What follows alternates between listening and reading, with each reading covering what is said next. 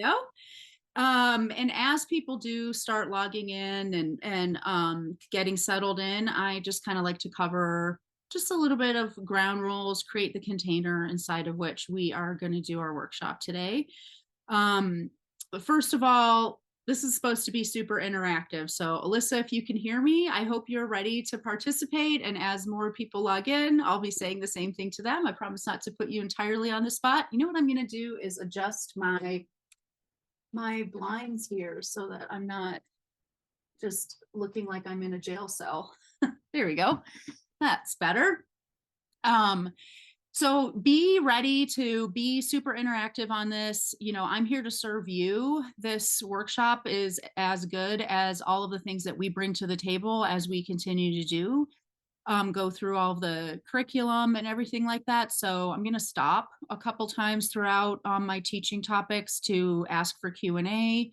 Some of the stuff I'm going to talk about is, you know, stuff that's really contrary to some of the things that we have learned or absorbed in our life, either as kids or as parents. And so I like to kind of stop and give us time for Q&A and some live coaching, so it doesn't feel quite so much like you're drinking from a fire hose.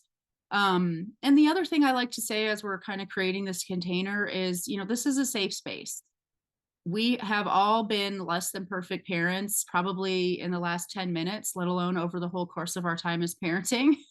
And so this is a place to really just let it all hang out, absolute judgment-free zone. And I promise no matter what you bring to the table, it's going to be something that everybody else has experienced and felt themselves. And one of the most redemptive things about being in a group like this is just knowing that you're not alone and hearing that, you know, other people have been in the same position that you are in. So really be ready to feel safe and share. And then the last thing I'll say before we actually, you know, start diving into content is, you know, I really encourage you to be taking notes. Try as much as you can to be super present and engage with what we're talking about. I know parenting means that sometimes you are trying to listen to someone talk while one of your kids is climbing all over you like a jungle gym. That happens to all of us. But the more that you can actually give yourself the space and presence to actually really listen and be engaged, the more you're going to get out of it, obviously, of course. So yeah, be ready to just take notes and be present and all of that great stuff.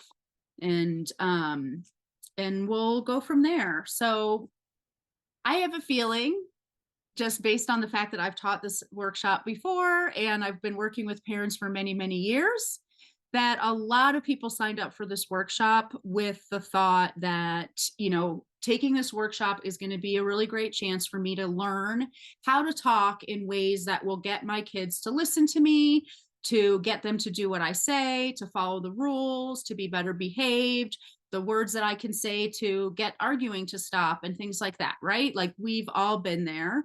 And I think all of us have felt the feeling of like, somehow I've missed this like secret word or phrase or way of talking that other parents seem to have on lock that just gets kids to follow the rules and listen to us. And that's what we're going to learn today in this workshop. Well, guess what? I think we all actually know that there's really no such thing as that like secret magical word. We don't, have this special way that makes it so that kids follow the rules and make and behave all of the time. But what you are going to gain from this workshop are two huge things. The first thing is you are going to see actually how ineffective words are at dealing with behavior. And I know that we've all felt that before. You know, dealing with kids' behavior verbally just doesn't work. And it feels like, you know, no matter what I say, nothing's getting better. This kid is not changing, all of that stuff. I mean, there's a reason for that. It's because that approach to behavior management is just really ineffective. And we're going to talk about that. And I'm going to show you what does work. But the second thing that you're going to get from today is how to learn, how to use our words for what they are effective for, which is building connection with our kids. creating a healthy relationship with them, building healthy attachment between us and our kids. That's what our words are really good for. And when we decide not to use our words for discipline, not to use our words to manage our kids' behavior, it frees up all of that talking that we've been doing our whole lives with our kids to be used solely for that connective aspect of parenting. And then the last thing you're going to get with me today is a chance for one-on-one time with me. So after the workshop, you're going to have a chance to sign up for a free discovery call with me, where you're going to get personalized support. You get to share your story and share your parenting goals with me. You're going to get my personalized, customized feedback for your family, and you're going to get to see if this work feels like a good fit for you going forward.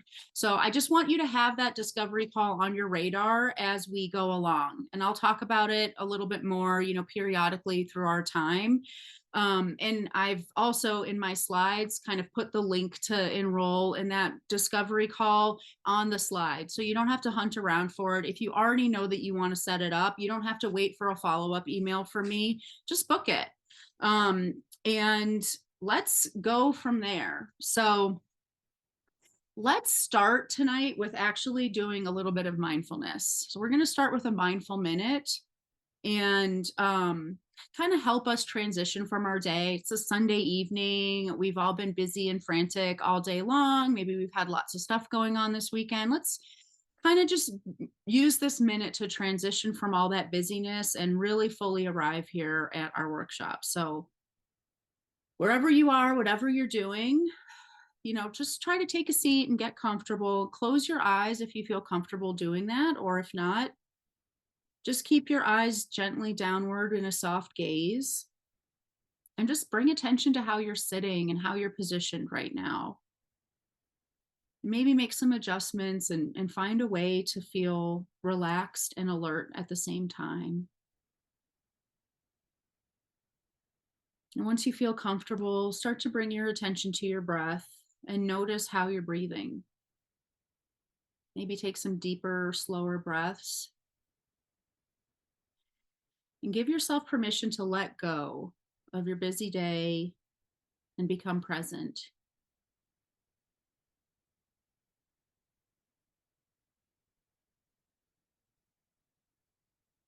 And turning your attention to this gathering, this workshop tonight, picture your child before you. No matter where you go, no matter what you do, or how far apart from each other you are, there is a thread connecting your heart to your child's heart. And that thread still connects you no matter what. The thread is fine and it might look fragile, but it's actually stronger than anything you've ever imagined. And it does more than just connect you. It is a flow back and forth along that thread between you and your child. And just picture that thread, picture that connection.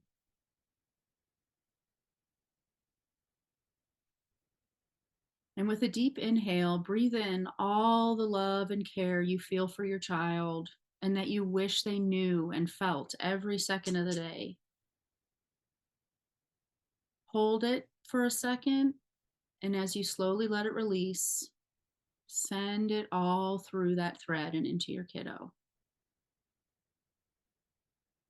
And now invite a bit of movement back into your body. Perhaps you move your hands and your feet or stretch if you feel like you need to. If you have your eyes closed, slowly open your eyes. And when you're ready, come back to here, the present, the focus, readiness to come together here as a group. And I don't know about you, but I feel way more grounded and present and calm and relaxed. It's hard to believe that that was just a minute, just that 1 minute to transition. So for any of you who don't know who I am, my name's Ann Kaplan.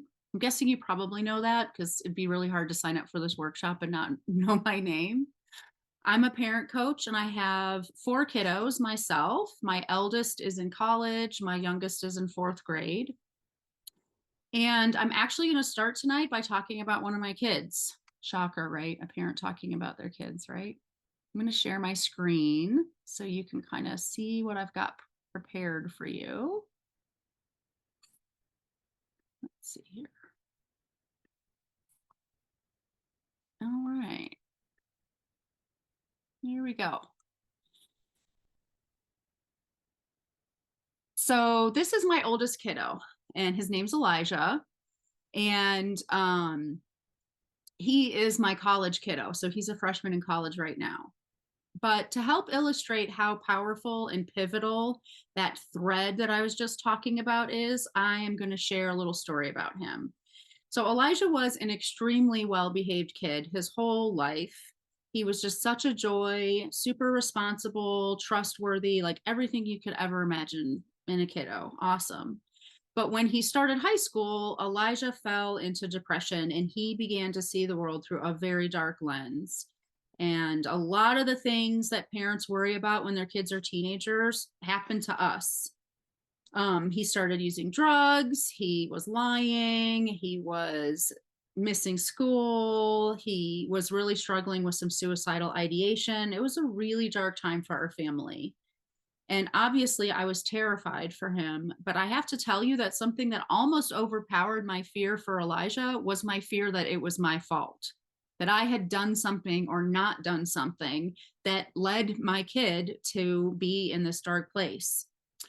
But as we worked with various therapists, care managers, wilderness guides, we started to learn how differently our family worked from most families. And even Elijah would notice it. And, when we would have like family therapy sessions, he would comment on, how most parents weren't like us.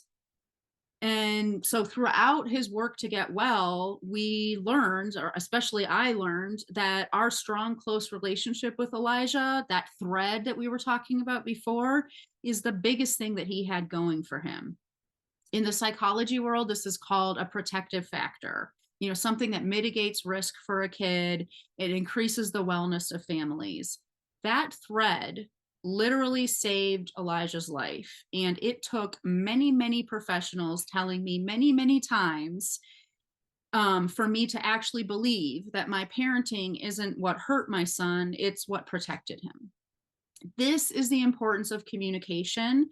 It's why relationship-based parenting is so powerful.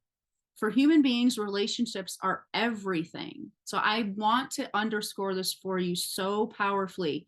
A healthy attachment to even just one parental figure is the largest protective factor a child can have. So if we are getting it right with that thread, we can screw up so much else and still come out on top with our kids. That is so powerful. This is why relationship-based parenting is what I teach my clients. It's why we always start with the relationship when we are approaching any sort of situation in a family, whether it's behavioral or communication or anything. We have to start with the relationship because that's the thing that is the most important. Keeping that connection, that thread strong is the most important. So I want you to imagine, basically I want you to imagine what I work really hard to create with my kids and what I help my clients create with their kids. I want you to imagine a free flowing dialogue between you and your child, where you're not trying to persuade them, change them, prevent anything. You're simply communicating because you love them. That's all. You have no agenda. You're just talking to them because you love them and you want to be with them. You know what to say, you know what not to say, and you're not stressed, you're not freaking out, you're not frazzled. You're just truly present. This is what I help my clients create. It's what saved my son. And I want to underscore for you that this is a possible vibe in your relationship, even if things are like going wrong behaviorally. It's not only that we can be this present and not freaking out and know what to say and know what not to say only when things are going well. Like you could be this way with your kid, even when they are making huge mistakes, when they have behavioral issues that you need to get back on track, all of those things. This is possible for you. And that's something that you have an opportunity to do a little bit today because of all the stuff that we're learning about. but it's also something that you have a chance to take further in that discovery call that I mentioned after our workshop. So if this is something that you want, if you know you want to go deeper than one workshop or 1 hour with me, set up that call, because that's where this stuff goes from just one day, a cool workshop that you listen to something that is life-changing. So let's look at what we do as parents, right? As I said before, words are pretty ineffective at dealing with behavior, but it's the first place most of us go with our kids when they misbehave, and myself included. My default mode is to talk to try to fix behavior. We remind them, we negotiate with them, we repeat ourselves, eventually we yell or we lecture them. It's so normal, even though all of us see over and over again that it's not helping. So this is why one of the first things that I teach my clients, and my clients learn when they're working with me, is to separate discipline from communication, to use actions to respond to behavior, and to use words for connection and communication mostly. And I'm going to show you a visual that helps you kind of put this together. And by the way, if you look in the lower right-hand corner of most of the slides today, you'll see the link to set up that discovery call, so you don't have to hunt around for it. It's just a bit.ly link.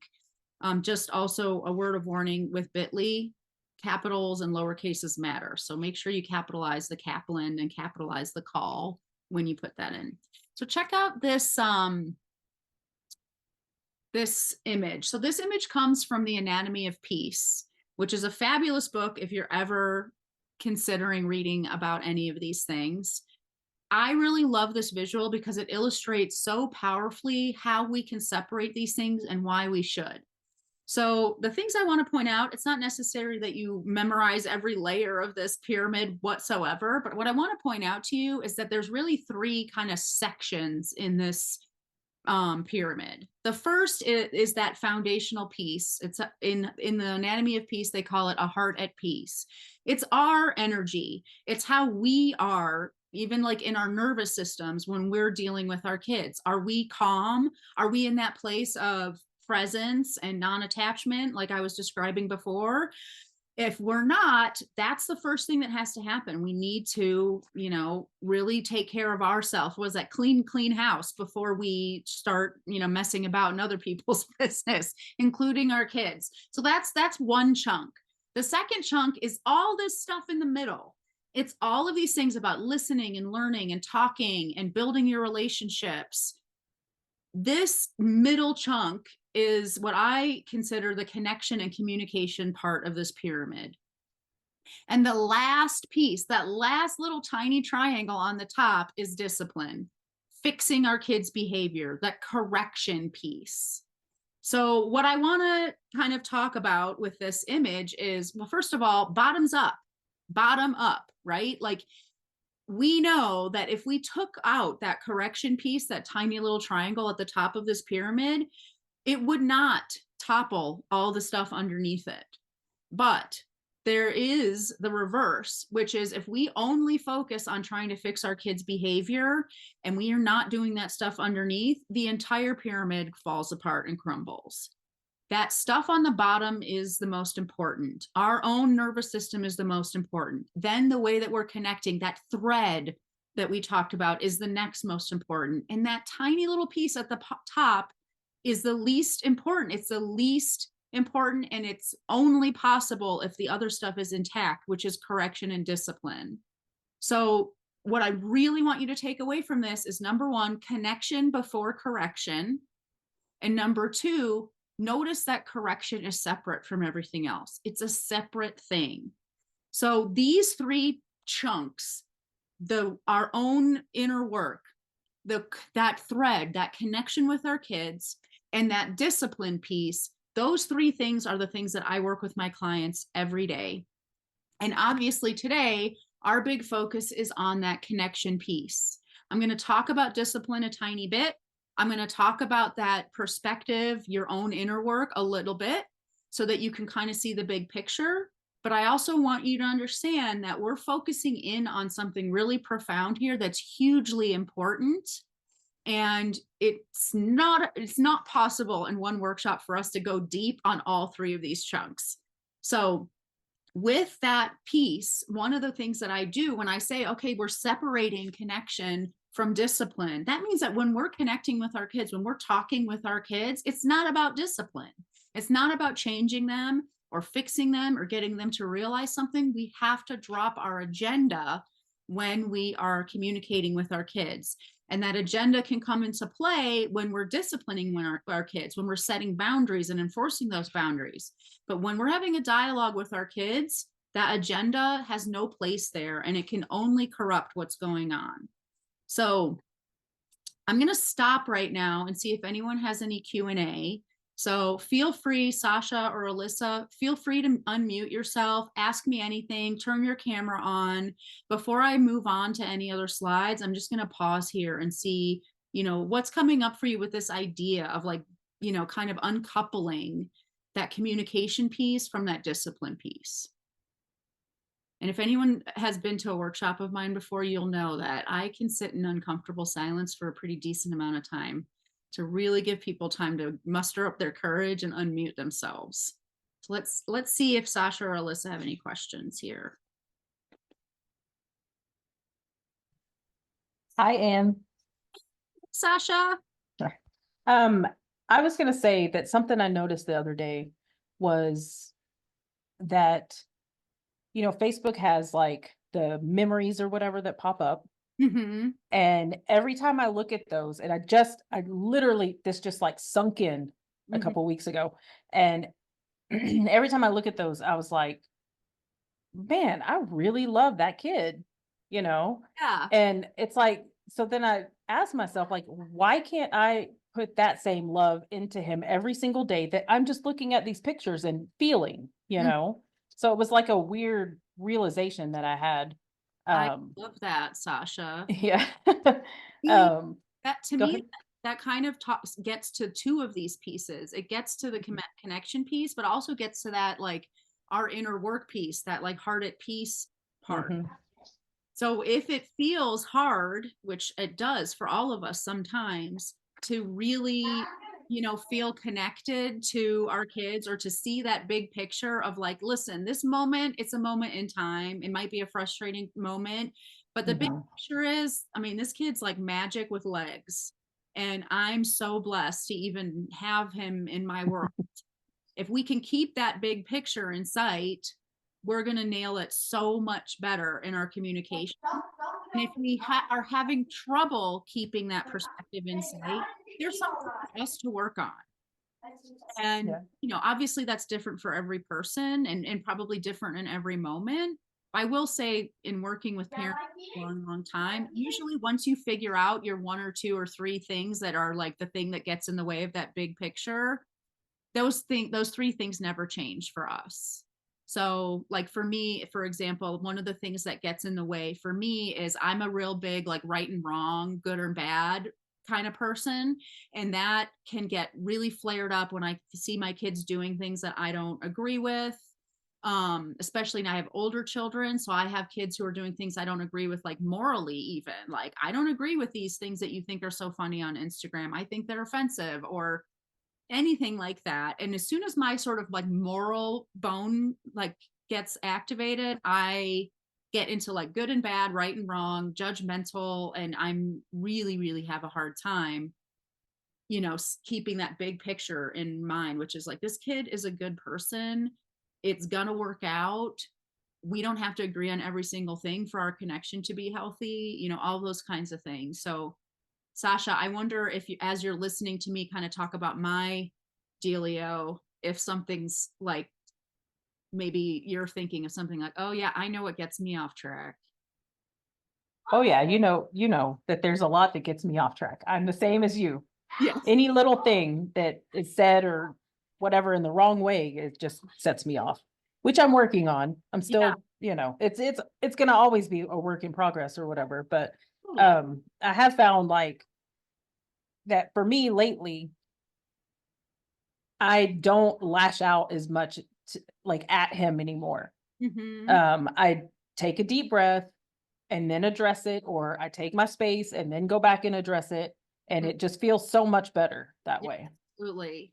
Yeah. There's a really cool thing I read. Like the very first time I put this workshop together, I was doing some reading about a bunch of other stuff.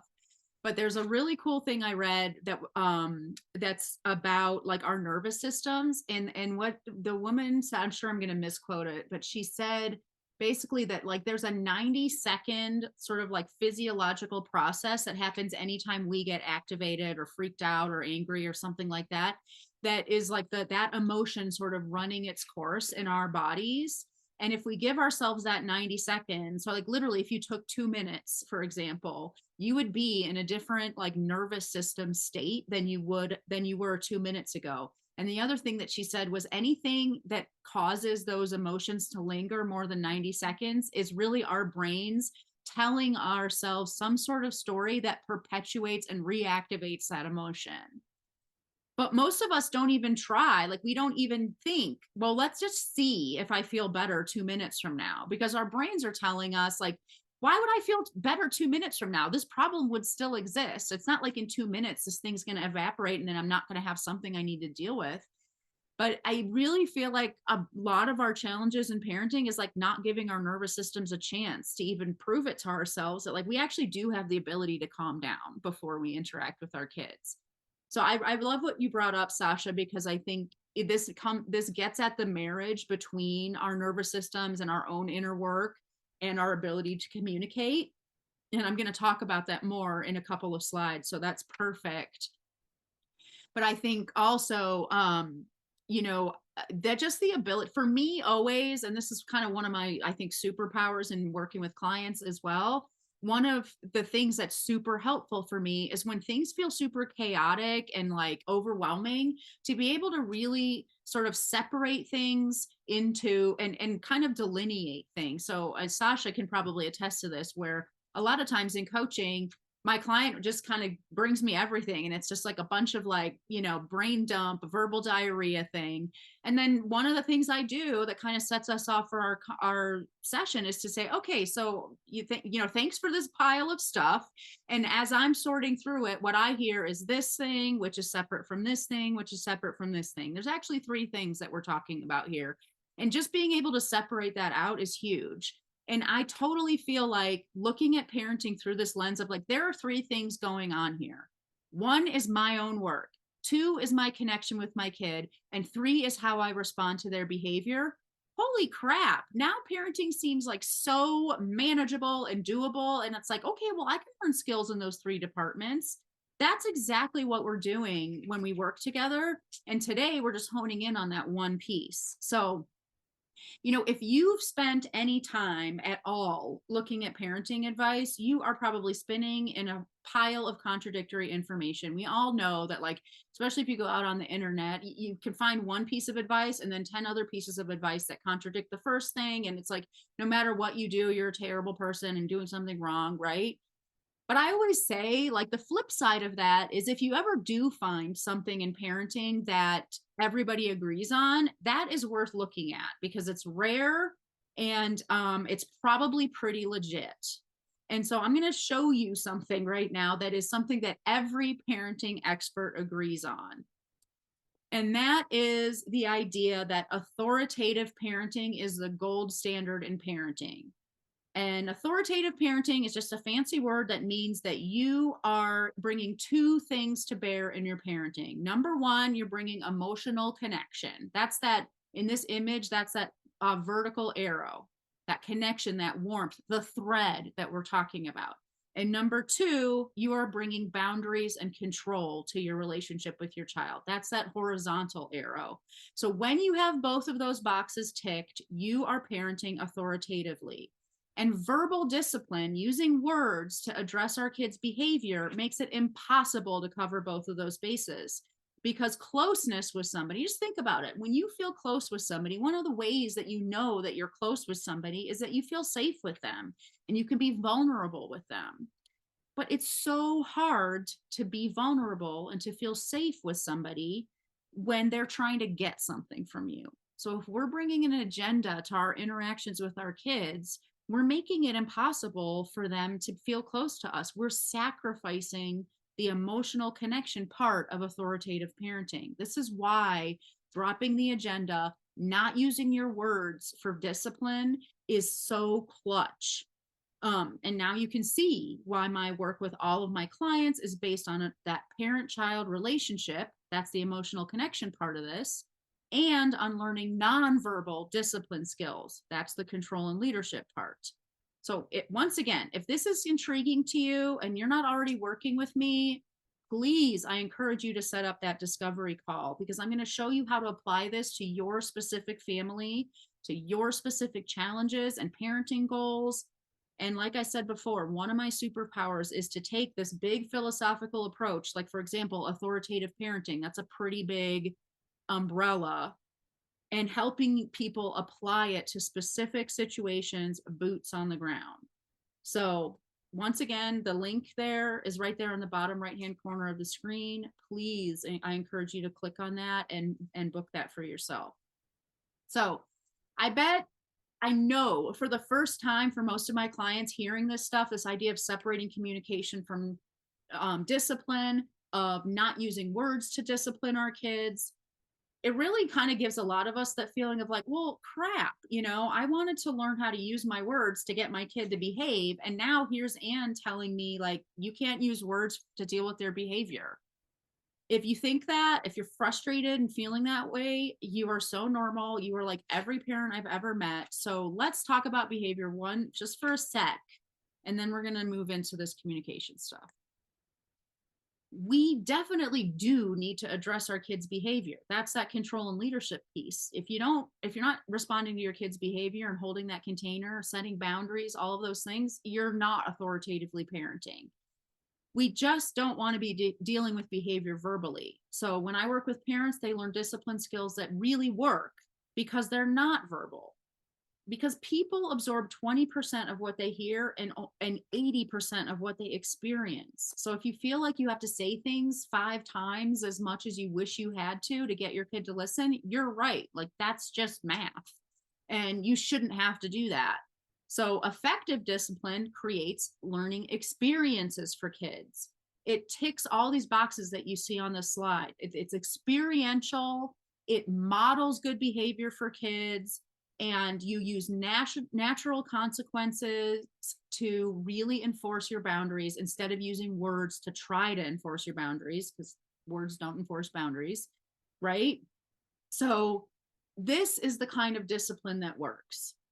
And like I said, if you want to go deep on the disciplines chunk of that pyramid that we talked about, I am here for it 100%.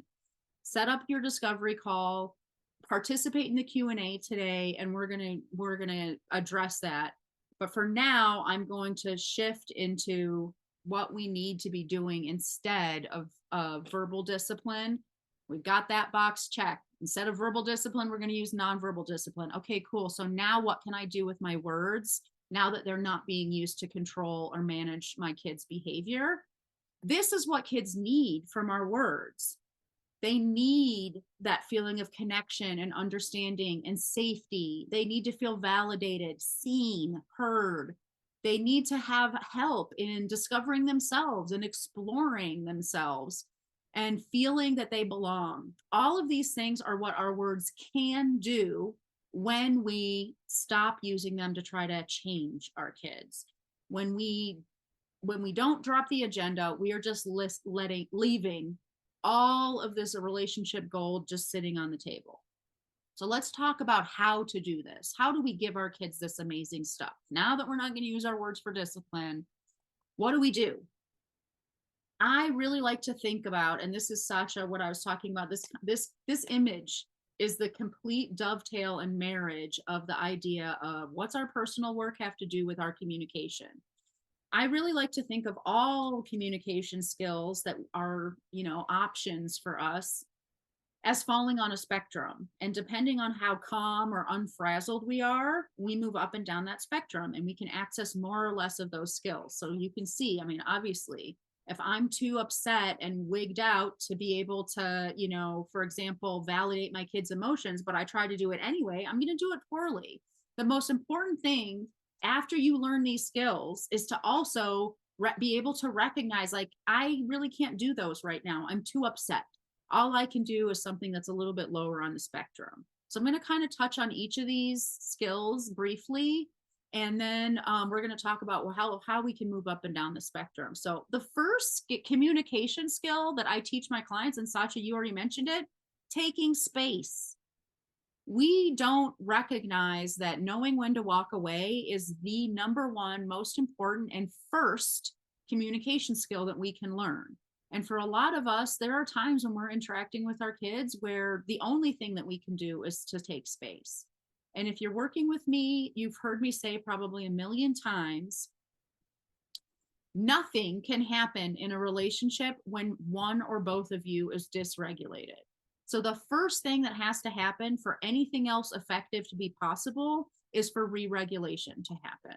So if you're dysregulated or your kid's dysregulated, it is a massive communication skill for you to be able to give your child the experience and model for them, I'm really upset right now, and so I'm going to take some space and go take care of myself so I'll make great decisions. I literally talked about this in my group coaching call last week. There was a mom in there who said, I feel like I'm abandoning my kid when I take space when I'm upset or when they're upset. And I said, do you understand what a gift it is for you to be able to not only say, but then act and demonstrate yourself doing this? You know what? I'm upset. And so I'm going to go take care of myself. Because I don't make good decisions when I'm upset and I want to make good decisions. Holy cow. How many of us would be better human beings today if we had experienced that when we were younger?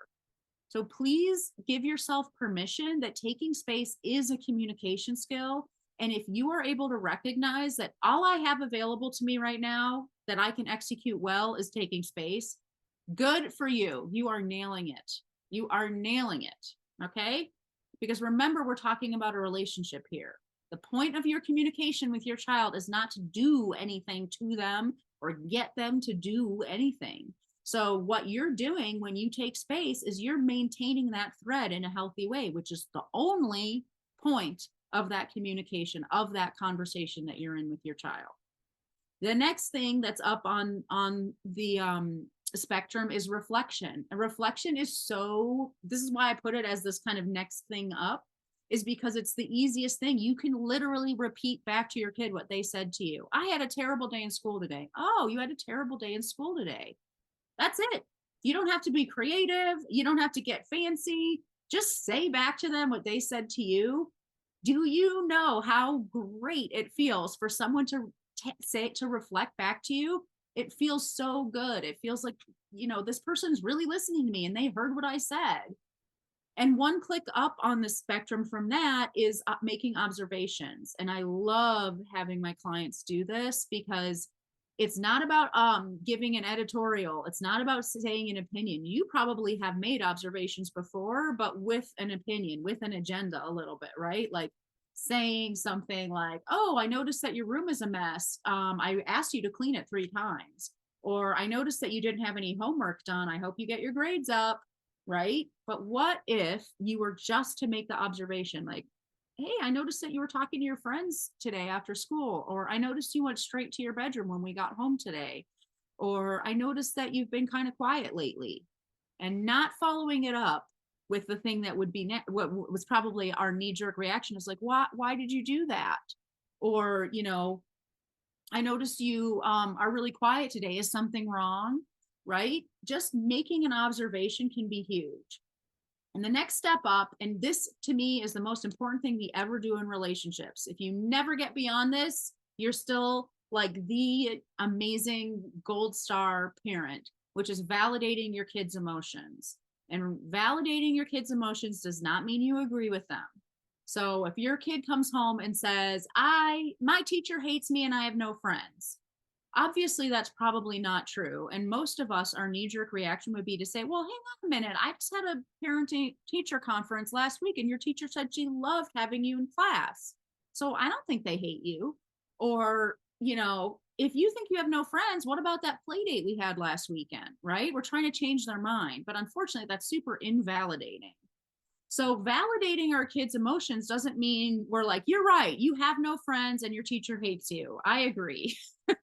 We don't say that, but we do say like, oh my gosh, I'm so sorry that you feel that way. Or gosh, if you had such a hard day today, it makes sense that you would feel like that. Validating our kids' emotions just really means literally that. It means that we're giving our kids the message that your emotions are valid, not that they're accurate, because emotions can't be accurate or inaccurate. They just are, but that they have every right to feel the way that they do, that their feelings are real, that their feelings make sense, and that we're not trying to change their feelings. They are entitled to their feelings. That's all that validation means. And then these last two are probably the things that we do the most. We probably skip over all these other things and try to do these last two things, but most of us are doing them very poorly. The first is asking questions. Like the example I gave before of like, did something happen at school today, or is something wrong? Instead of asking that question, try to ask an open-ended question. So instead of a yes or no question, like, did something happen today? You could say, how was your day? Or you could say, what makes you be so quiet today? Or what made you go straight to your room after dinner or after school? Those kinds of questions that are open-ended, they promote our kids actually going within to be able to come up with an answer. And if we're able to do it with no agenda, so here's an open-ended question with an agenda, which is, when are you going to do that homework that you need to do? Or what do you mean you didn't finish your chores today? Or here's a close-ended question that also has a pretty big agenda, which is, don't you think you ought to blah blah blah blah blah? Or don't you think it would be better if you did such and such? Or don't you think you should such and such and such? We ask questions like this all the time, and they're such coercive questions. And the real thing is to check yourself and really check in. Can I ask a question right now with no agenda? Can I actually be curious without having to steer my kid in a direction or another? And if the answer to that is no, that's totally okay and perfectly understandable. And then just don't ask a question. Then stick with the validation, stick with the reflection. And the last thing on this list is accountable self-expression. And I'm going to talk to you about what that means, because most of us do not do this. Most people on this planet suck at accountable self-expression. Accountable self-expression means that we express our emotions and own our emotions at the same time. So we might say, I feel really frustrated when I see your backpack on the floor. I feel that way because of something about me. Not I feel that way because I've asked you 100 times and you never listen to me and you're ignoring me and it's super disrespectful. We're making our emotions our kids' fault, our kids' responsibility. We're blaming our kids for our emotions. And I guarantee all of us have been in this position before, probably with our own parents. I can tell you, I'm a middle-aged woman, and just a year ago, I got a long email from my mother that was all the reasons why I was to blame for her poor behavior at Christmas time. So if you can say to your kid, I feel this way because of a thing about me, like I feel frustrated when I see your backpack on the floor. I feel that way because I get embarrassed when my house is a mess. I feel that way because cleanliness means a lot to me. I feel that way because when I see your backpack on the floor, I make it mean that I'm a bad mom. Whoa, if I'm really doing these I feel statements the way that that I should, and really owning my emotions, it doesn't take very long before I realize, like, wow, I've got a lot of stuff going on and it's all my problem and not yours. And if you're able to do that, and I'm giving examples of with like school aged kids, but you can do this with a toddler. If you're able to do that, then please do, because the more you express yourself accountably in your relationship with your child, the more closeness and reciprocity you're laying the groundwork for as your kid gets older. But the truth is that most of us spend most of our time in an energetic space where we really can't. And once again, that's okay. The most important thing is to really be honest with yourself about which of these skills you're able to use right now and execute well. And if we're super, super honest with ourselves, there are almost all the time when we're in conversations with kids, and especially I'll tell you, when I first start working with my clients, almost all the time, really maybe one or two of these, like taking space and reflection, are all they really can do if we're really, really honest. And so that brings me to, kind of how we move up the spectrum. But before I move on, um, let's check in again. Alyssa and Sasha, do you have any questions or anything that's come up for you in terms of talking about these different communication skills, in terms of talking about authoritative parenting? I'm going to pause again to give you guys time to weigh in on that. And Sasha, I have the feeling that you might be the only interactive person on the call right now, so you might get yourself some private coaching.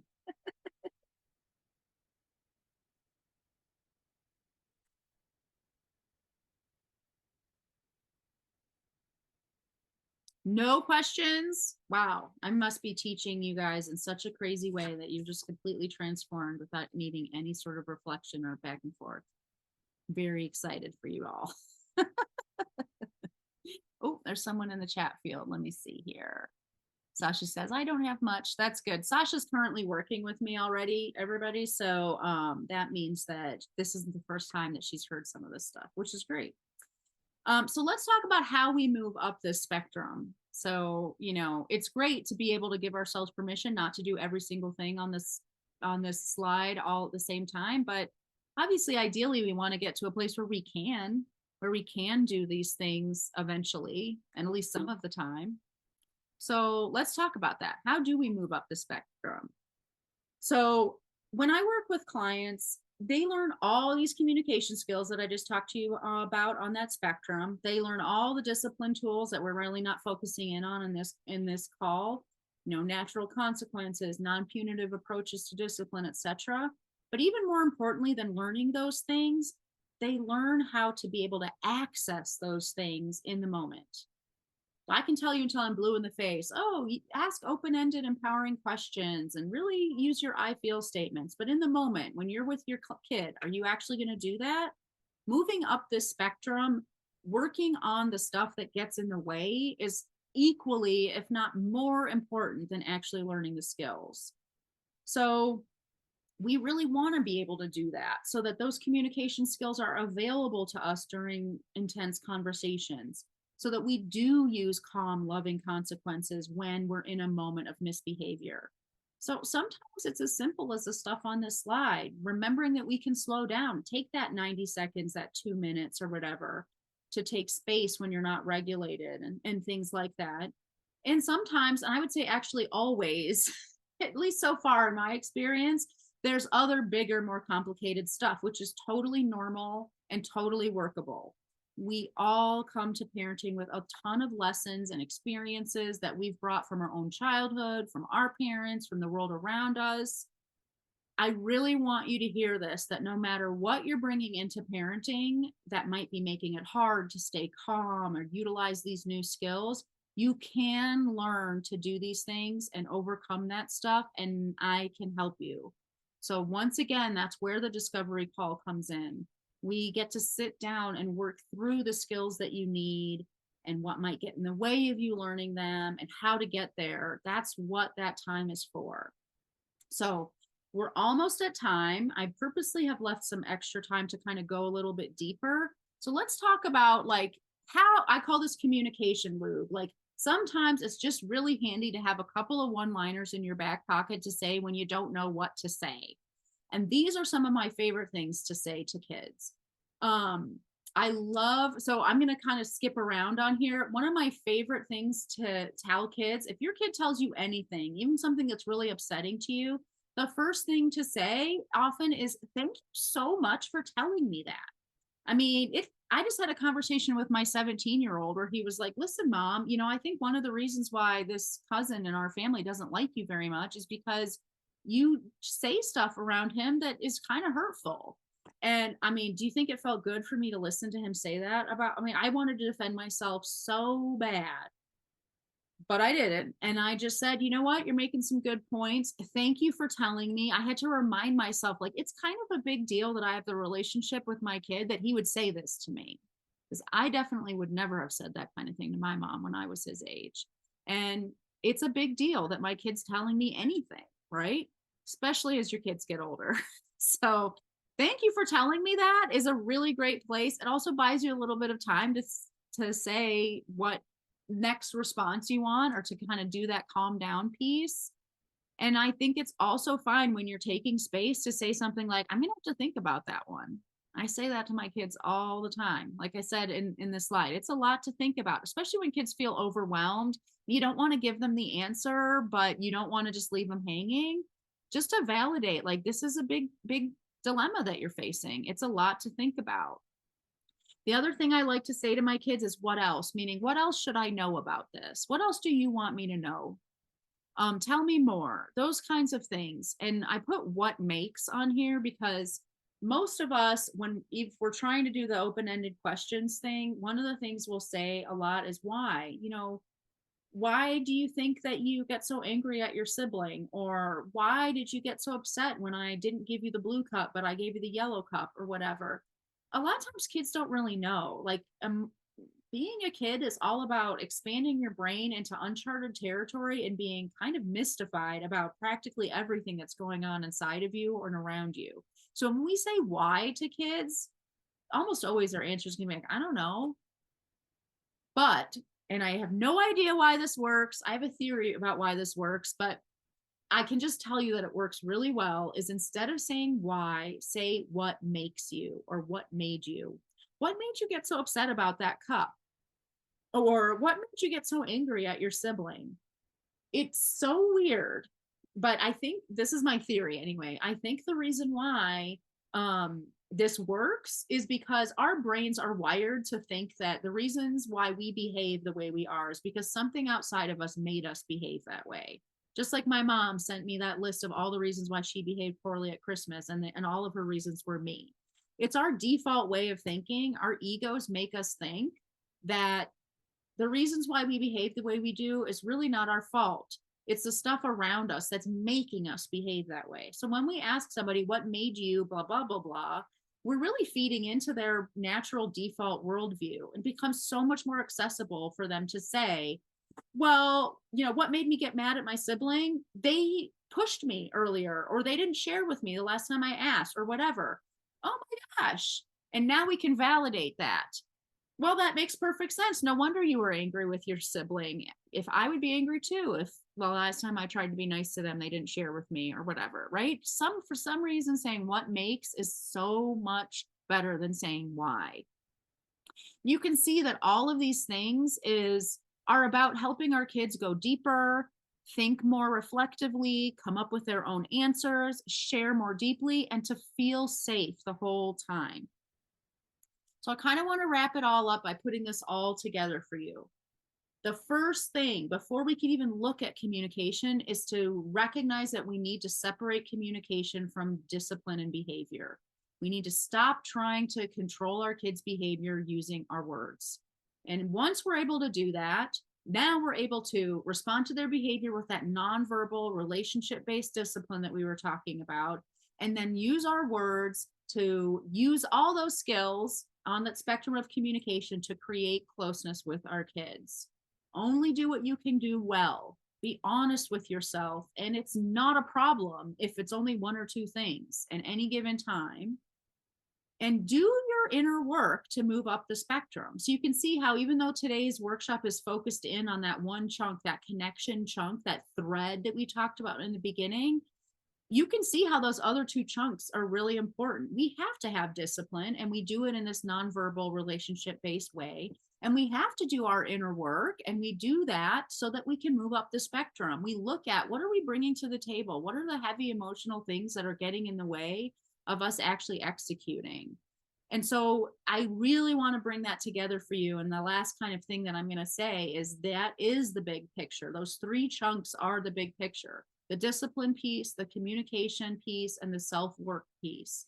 And this is why I think it is so important for us to take advantage. It's a free call that you can have with me. Take advantage so that instead of only honing in on this one piece of that big pyramid picture, we're looking at all three of those and working on all three of those.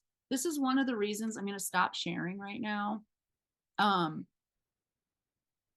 I think I'm going to stop sharing. There There we go.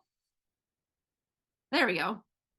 Um, this is one of the reasons why I think that traditional parenting classes don't work.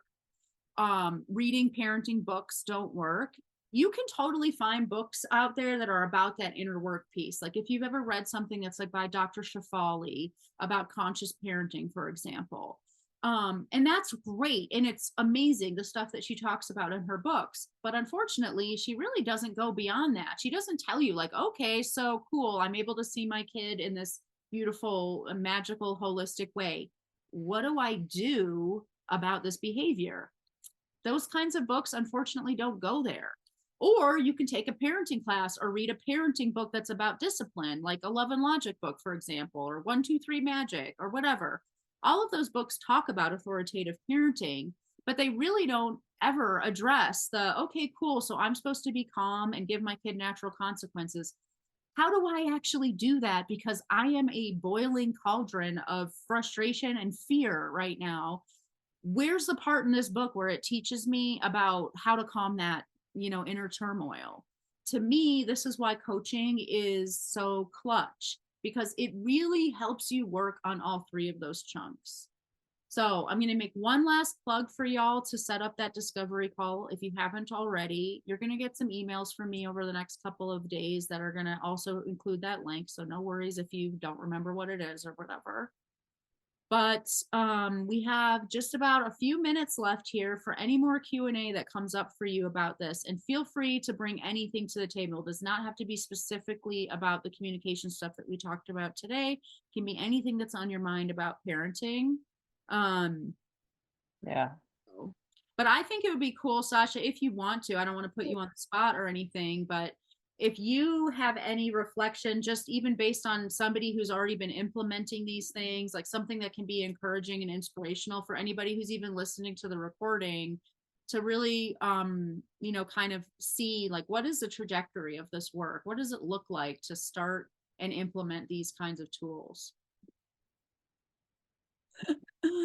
Yeah, so just love to hear your reflections on all this stuff. What do you have? I would say if anybody has any doubts, just push those off to the side and do it. Book a call with Ann because it is really worth it. It will change your life. I know that sounds cliche and insane, but it really does. It helps. It helps in time, like in the strangest moments that you don't think anything's going to help, and then Ann's teachings kind of kick in, and you're like, "Oh, holy shit, that's awesome! That just worked." So, Yeah. so I yeah. love that. Can you not, once again, not, it's okay if you can't, not to put any pressure. Like, how can you be more specific, and like, how does it change your life for you personally? Um, I mean, like I said earlier, like it kind of has made me take a step back and not be as reactive because I am insanely reactive to almost everything. Mm-hmm. Um, but it has helped to slow me down. And I guess it's kind of taught me in a way that it's okay to walk away for a minute and then come back if you have to. Um, and also like kind of look a little like, our child is neurodivergent. He's got a lot of stuff going on, but it's kind of also helped us help him in a way that we didn't think was ever going to be possible, Mm-hmm. So I forgot my thoughts. I think you're doing great. I mean, I think you're speaking to something that is a really common experience that I see with a lot of parents, which is, the first thing you said was just like how you feel different, like how it's changed you. And then also you addressed like how it's changed your connection with your kid and your ability to support your kid. Like there's Mhm, two things that are going on. Like I think it's something we don't really give ourselves permission to talk about, which is like, this is my life, okay? As a parent, like mhm, I want to like my life. I want to enjoy my experience as a parent. I want to enjoy my child. I want to not be like white knuckling it until my kid leaves the house. yeah. But we don't like it feels a little bit selfish to say that stuff. Like we wouldn't invest in parenting help just for that, because that would be kind of selfish. Yeah. But in the end, like being able to do those things that we need for ourselves, like you said, be less reactive, it does change the way we experience parenthood. Mhm. That is a part of the puzzle for sure. And when we do have that experience, all of a sudden we show up totally differently with our kids, which then transforms our relationship with our kids' behavior, our ability to support them when they're making bad decisions, like all of that stuff. Yeah, I was gonna say that too. Like the behavior piece has been like a major drastic change. And a lot of it is like, in a way, I think sometimes as parents, we get so complacent and we don't, we can't think outside the box. But having you in our corner, we've been able to think outside the box and realize, okay, making these changes is okay and it's gonna work out. And then it ultimately does. Mm-hmm. So it's been a really, really kind of eye-opening thing. And it's like, you know, I feel like if we didn't have had you or wouldn't have had you, we would have just kind of still been stuck in the same rut. Right, Uh, right. but having things like, it's okay to change up your entire routine.